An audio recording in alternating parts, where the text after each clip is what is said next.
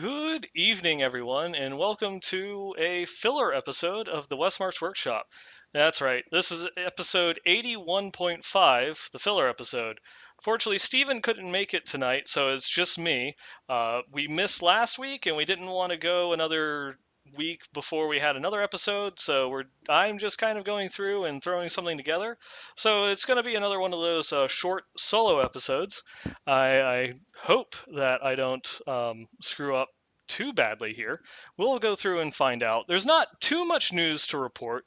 We are, officially 1 month into season 5 now, and I've seen a lot of posts on the all the Diablo social media sites about where are you at? Like, where are your seasonal goals? How close are you to going through and obtaining them?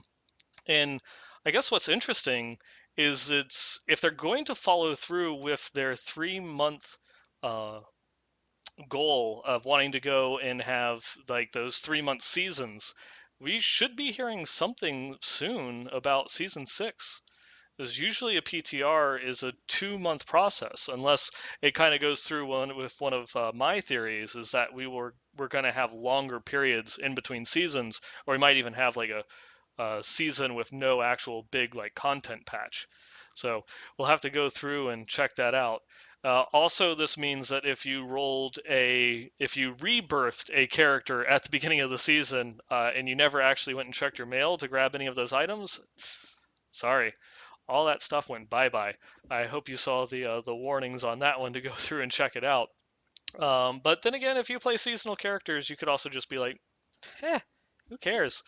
Um, I know I did that beforehand, where the character I was going to rebirth for season 5, I actually just removed all of the gear from beforehand, so I wouldn't have to worry about going back on and doing any of that while the season itself was, beginning.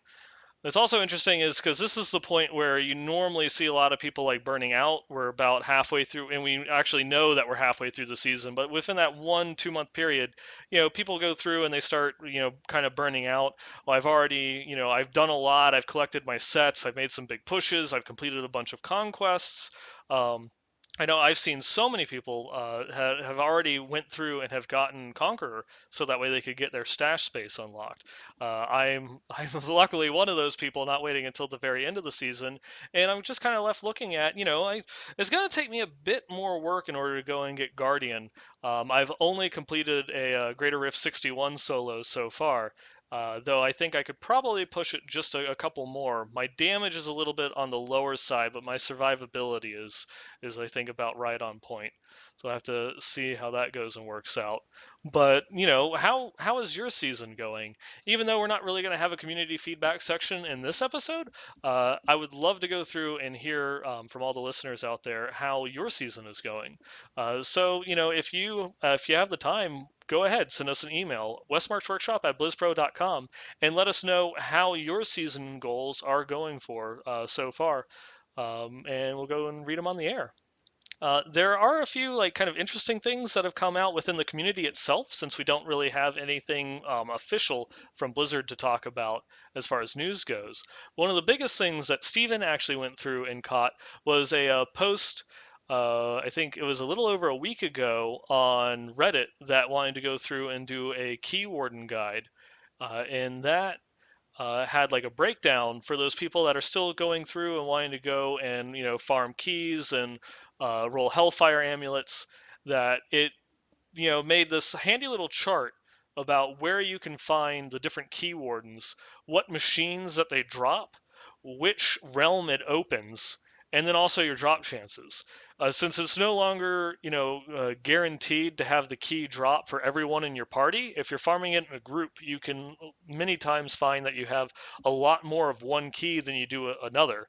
But this will allow you to go through and maybe focus in. So, say that you have 15 keys of regret, 10 of putrid, 5 of terror, and none of fright. Well, I can just kind of go and hit act 4 a whole bunch and skip act 1 because I'm never going to run out of those keys. it'll go and just show you which organs it is that you get. Also on this chart, you can see what your drop chance is. So if you're going through and farming for key wardens at Torment 10, it's a 70% chance to have one of those keys drop. And anything above Torment 7 is a guaranteed chance to get 2 organs to drop. So you'll definitely maximize yourself if you can clear on those higher Torment difficulties for getting more of it, all the way up to Torment 10, where you actually have a 50% chance of getting a third organ to hopefully go through and get a whole bunch of rolls. And with all these new Torment 10 capable speed farming builds, a lot of them involving Legacy of Nightmares, so you can put together movement skills to go and just speed farm through things. You can collect a lot of keys and then just run back to back to back to back to back key wardens, and then go and roll like 10 Hellfire amulets all at once. This one, I think. Before I don't even really, I've never kept track of how many Hellfire amulets that I've rolled during my entire Diablo career, but I want to say I've done at least like 20, maybe 30 Hellfire amulets this season so far, and it's only been a month in, and I feel as if I haven't played as much as I have, um, just because I've to be honest, I've barely played in the last 2 weeks. A lot of stuff going on at work and such has just kind of kept me away from the game, and I've had to focus my free time in other spaces. But hopefully, I'm going to be getting back into the game a lot more here shortly. Go through, get Guardian, see what else I can do. Maybe even try and take a stab at top 100 Demon Hunters. Not gonna go and aim too high for top 10 or anything like that. But I'd be happy with like a placement of 99. That would be fine. I would be happy with that. Um, yeah. There's some other things that have kind of gone on in the community. A lot of people are going through, and it's funny. There's a video which fortunately I don't have it loaded up right now, that Riker went through and posted. For those that might remember Riker, we actually got to be on his stream during BlizzCon.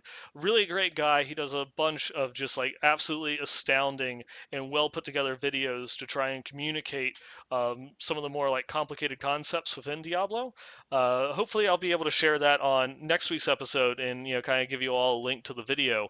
But he goes and touches on a lot of things that might make Diablo 3 better from where we are now. And it's really funny because if you were to put together a video like that, say a year ago, heck, maybe even 6 months ago, you might be focusing on like gameplay mechanics, and I want this or this set needs to be improved, and things that actually affect how you play the game.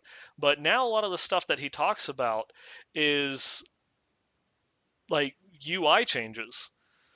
And that is such an amazing point to be at. This is kind of repetitive, I know, at this point, because it's been in so many episodes in the past couple months that we've talked about things like that, where we're at a point where some of the biggest things that people are calling for are just changes to the UI or changes to stash space, and people aren't asking for that many improvements to gameplay or that many additions or challenges, outside of grifts and set dungeons and such, that we're at this point where, it's like, well, what would make Diablo perfect?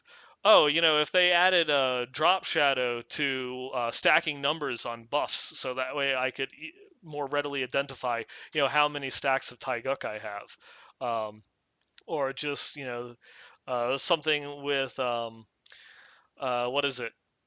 One of the other things that he had in the video was like a build swap, something along the lines where we've always had that idea of maybe having a changing room or a like a kind of like a suit of armor or training dummy or something like that in town that you could click on and quickly swap back and forth between gear on your same character. Though something that I've done, Leviathan has done a whole bunch, and I'm sure a lot of people in the clan have also done it, is just rolling another character. Because if you can get a level 70 in like 30 minutes, or if not less than that, solo, let alone in a group, um, you can just have, you don't have to go through and spend 5 or 10 minutes making sure that I swap out all my gear, that I swap out my passives, I swap out my gems because I want to change from playing, invokers to like a Legacy of Nightmare bombardment set, depending upon what it is that you want to do, or whether you're speed farming or group clearing or actually pushing a higher grade of rift. You can just spend 30 minutes, level up a whole nother character, and just have them equipped with everything. It does kind of suck if you still have to swap gems, but I mean with like Greater Rift 60 being easy, you can just go and run and grab, level 60 gems so much, just so quickly with the empowered rifts and everything that it's almost kind of like, eh, I mean, I'm not sure if that is needed as much anymore for that quick, build or gear swap, but that would make it easier. I'm sure it would save Blizzard time on the back, or at least not time, but resources on the back end, because then they wouldn't have to worry so much about the um, data storage or a lot of the back end issues with just having so many characters equipped with extra gear. Um, I don't know. I don't know. I'll let Wyatt and John, Don, all those go and weigh those questions and figure that one out. And then I'm seeing in chat here, Eldorian is going and talking about solo XP versus group XP, and a lot of people are going and agreeing with him. That is another one that I guess is touched on a little bit in Riker's video, but it's more not so much about the XP bonuses, but it is about split bounties. That they did close in the gap quite a bit between group and solo XP. It's not as big as it was. There still is, there is still a gap there, and that gap is intentional. Whether they feel the need to close that in more or not is questionable. That also compounded by the fact that in a group you can just clear a higher grade of rift. We still haven't gotten to the end of the season, so it's hard to say where the group clears are going to end up as opposed to the solo clears. But it doesn't, even though they changed like the mob health percentages, it doesn't look at the moment like it's really closed the gap by too much across the board. There are some classes that are still lagging behind quite a bit compared to some others, when then again compared to the 4-player groups. But the one thing that Riker talked about in his video, and that's something that is still hugely disproportionate between group and solo play, is split pushing bounties. Um, and that is just because you can have people going and running, even though you don't get the XP or the loot for going and killing the mobs because you're all split out and such. Just the fact that you're not doing it for experience, you're really not even doing it for loot. When you're running bounties, you're doing it solely for your cube materials, so that way you can go and cube items or reforge legendaries to try and make them ancient, swap around set pieces, or even um, actually no, that's about all that it is. I'm gonna edit this part out. No, I won't. Yeah, I just made a flub. But yeah, it's trying to go through and do it solo, even with a speed farming build. When you do it solo, it can take you like 30 minutes to an hour to go through and just do a single set of bounties solo, where you can complete it in maybe 10 minutes at most if you're in a group. I mean, and that's kind of a slow group. I swear that we've gone through and done it without having like optimized builds, because I would still be running like Zai's Stone of Vengeance and other stuff like that, not really caring or swapping out my gear for doing bounties, and we were getting 7-8 minute clears, I want to say, and that's everyone hopping in and doing bosses or stopping to kill key wardens and doing everything very inefficiently, because you're trying to go and get everything done at once as opposed to just going in, focusing, I'm just farming bounty mats. Um, so that is something that Riker had the idea of maybe going and having it so if you do clear bounties solo, that you get double rewarded. So instead of 2 bounty bags, you get like 4 bounty bags um, for each one that you clear, to try and better reward you for the amount of time that it takes in order to do everything solo. I'm sure there'll be some balancing. Maybe it takes 3, depending on, or maybe you only get 3 bounty bags when doing it solo. just to make sure, because Blizzard is still of the mindset that group play needs to be the best way of doing it. So, from the developer mindset, and what we have to kind of base all of our expectations around is that it is still going to be faster and more efficient and more worth your time to do things in a group than it is doing it solo. But obviously, they have the goal of making it so that way solo play doesn't feel like a penalty of not wanting to go and play with other people. We'll have to see how that works out, or just what is it that they intend? Are they happy with the differences between group and solo play? With all the changes that they made in season 5, what type of changes are we going to see coming in season 6 to that group, that kind of like that pro group mentality? Um, And just going through and looking at it, I don't really have too much else to cover or talk about right now. We are going to be coming up on the Reaper of Souls anniversary here next month. It will be towards the end of March there. So we're about 5 weeks away from going through and doing the Reaper of Souls anniversary. I have to see if they have anything special planned for that. We did a couple weeks ago have Wyatt hop on the forums and confirm that there will be no community buffs for Season 5. So that will encompass the uh, Reaper of Souls anniversary, but we probably are not going to see any community buff in it. I don't know if that means that there won't be any community buffs at all. They could go and do a non-seasonal only community buff, so it will only affect people that are playing in the eras as opposed to the seasons, to try and maybe keep that the seasonal journeys or the seasonal races a little bit more competitive, which is something that people have asked for, to keep the competitive nature of seasons going, and not having like a short time frame buff that people might not be able to take advantage of and give some other people that little bit of a leverage is kind of one step towards that. But we'll see. We'll see what they have planned or what it is that they might do. I'm not going to have any community section for this week. We do have quite a bit of emails that we've racked up over these past 2 weeks. We will get to them. I promise. Definitely promise. So we will go through with all of your items, all of your questions and comments and such next week in episode 82, episode as of yet to be named, and that might end up being the title of the episode now that I think about it.